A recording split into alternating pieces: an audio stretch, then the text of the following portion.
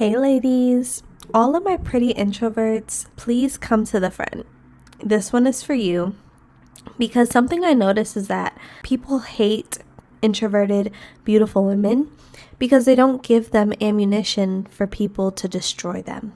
And I'm going to explain what I mean by this. When you are silent and move in silence, when you speak when spoken to, when you don't speak out of turn, and when you hold your cards close to your chest, it irritates people who need your information to leverage against you.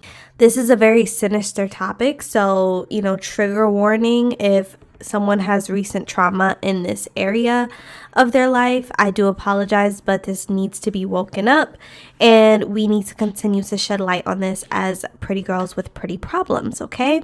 So one of the pretty problems that a lot of us are facing is we enjoy our solitude. We like being to ourselves. We enjoy not having lots and lots of people around us, in our business, in our face all the time. We are selective as to when and who we have around us.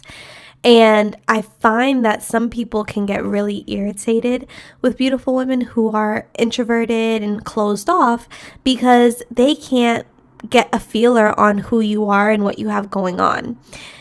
You see, a lot of people who are extroverted, and I used to be very extroverted, and I think I've changed as I've gotten older. A lot of people who are extroverted tend to be easy targets for narcissists, sociopaths, and just wicked people because they wear their heart on their sleeve. They're very open. They're open books. They're easy to read for the most part.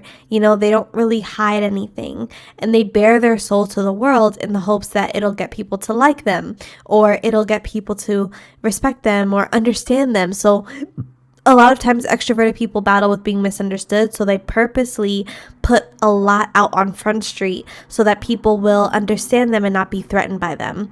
Especially if you are a neurodivergent girly, I know some of the more outgoing ones tend to battle with oversharing and things like that. This comes from a place of wanting to be accepted, but the danger in that is you attract a lot of leeches and parasites and wicked people. So naturally, if you are the opposite, or if you're an ambivert, so you're a little bit of both, or if you are completely just an introvert and you like to say to yourself, you don't wear your heart on your sleeve, you keep your cards close to your chest, people don't really have anything they can say about you, good or bad, that's going to piss off people who come around you and have an agenda. I'm talking about coworkers. I'm talking about fake friends. I'm talking about people in social settings, even sometimes family.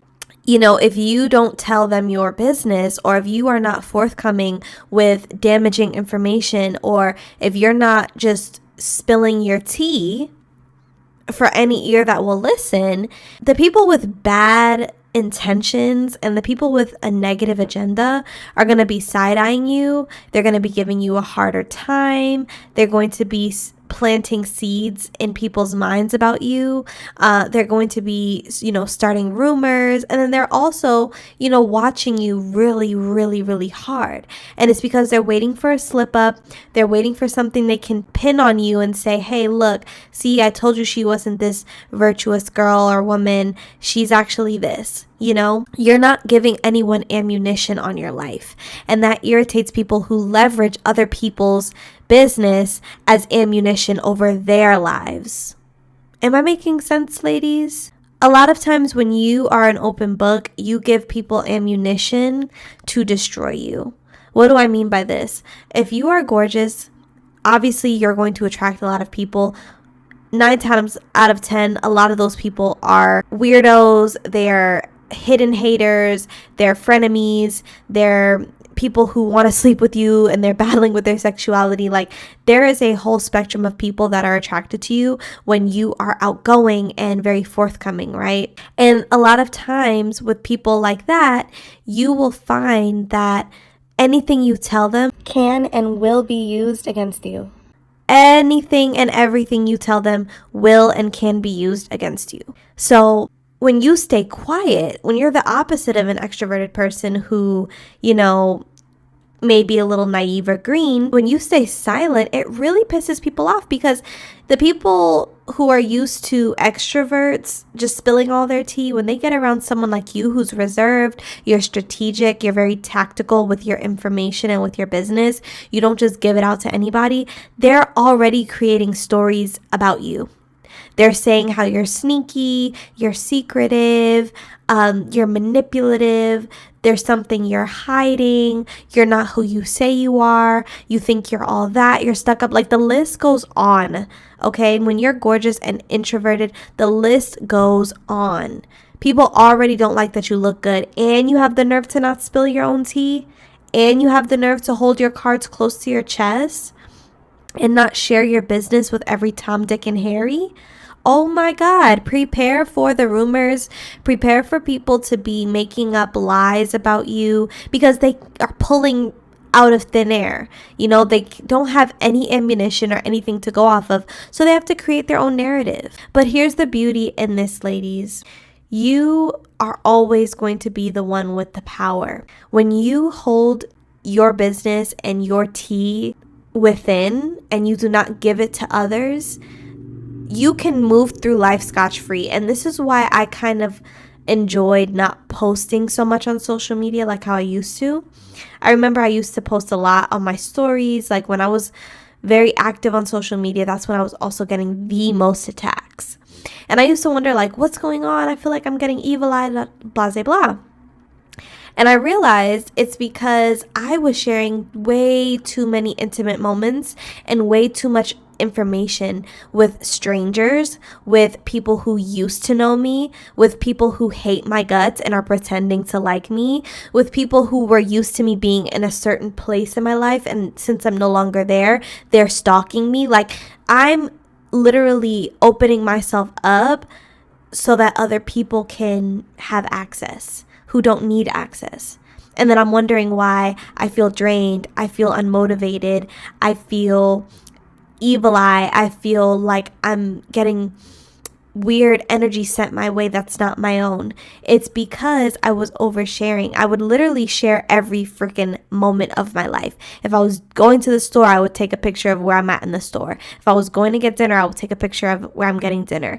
If I'm walking down the street, I'm taking a picture of walking down the street. Like, just doing things just to say I'm doing it, just to say I'm active on social media, just to show people like, hey, I'm living life. But then I realized, for women like me who value their solitude, who value their peace of mind, who value not being perceived, and who are also striking and beautiful, I realized that maybe the social media life is not for me, and that's okay. For some people who aren't neurodivergent, people who just simply don't care about evil eye and they're willing to put up with it if it means they get brand deals, like, that's on them and that's good for them, right? But for me, I just knew that, you know, I just don't think this is for me, because even with the small little following that I had, I was getting crazy evil eye. I was getting people wishing I would fail. I was getting all types of crazy spiritual warfare from just a small little following that I did have of people from my hometown, people I used to know, old friends, current friends. Like, it was crazy how much spiritual warfare I was experiencing from a small audience. So imagine a bigger one. And I know they say, like, you know, to not let that stop you, but genuinely, I just found so much peace in not oversharing my life. I don't see any value in showing people my full home, doing house tours or apartment tours, car tours, like showing off what I'm driving. I don't want any of that out there, because I know people are bad mind and people are wicked and people hate and people send negative energy through what you share and what you overshare. So I'm not going to say that it scared me off of social media, but it definitely just taught me to be strategic with what I do share. And now I only share what I want people to see. If I take a cute picture, I'll post it. If I'm out to a fancy dinner, I'll post it. If I go on a nice vacation, I'll post it. But to post every waking moment of my life, to make videos and take selfies at every moment of my life, it just brought way too much unwanted and unnecessary attention into my life that really unsettled me and spiritually debilitated me.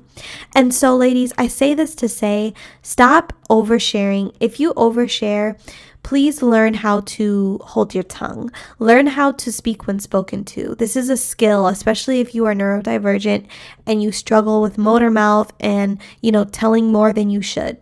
Practice holding your tongue when you are in social settings and around people, and practice just not being the first one to make a comment, not being the first one to ask a question, not being the first one to answer a question. Listen and observe and wait for the right moments. And I promise you, you will preserve your energy. You will come off of the radar of wicked, narcissistic, leech, parasitic people who are looking for the next big mouth they can destiny swap with or take something from or destroy, okay? So ladies, drop down in the comment section. Let me know your thoughts on this topic. I'd love to hear any of your stories or what you've experienced. I'll also be leaving my email in the description box so you can share your stories there as well. Have a lovely day, ladies.